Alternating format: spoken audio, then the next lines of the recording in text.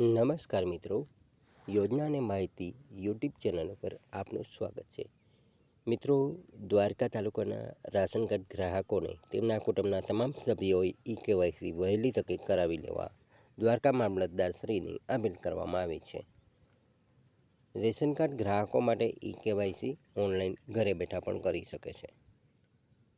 મિત્રો, દ્વારકા તાલુકાના NFSA તથા નોન NFSA રાશન કાર્ડ ગ્રાહકો તેમના કુટુંબના તમામ સભ્યોના આધાર નંબર અને રાશન કાર્ડ સાથે ઈ-કેવાયસી કરવાનો ફરજિયાત છે. આથી રેશન કાર્ડ ગ્રાહકોએ my ration card Gujarat mobile app મારફતે ઈ-કેવાયસી વહેલી તકે કરાવી લેવું. જો આ કામગીરી મુશ્કેલી જણાય તો તમારા ગામ તથા તમારા એરિયાના નજીકના વ્યાજબી ભાવની દુકાનદાર મામલતદાર કચેરી ખાતે શાખામાં સંપર્ક કરી શકો છો.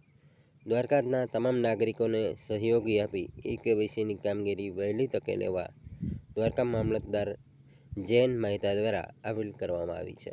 તો મિત્રો, આપ ઈ-કેવાયસી કરવા માંગતા હો તો નીચે અમારું નામ અને અમારો કોન્ટેક્ટ નંબર અને ઈ-કેવાયસી માટે સંપર્ક કરો લખેલો છે, ત્યાંથી આપ સંપર્ક કરી શકો છો.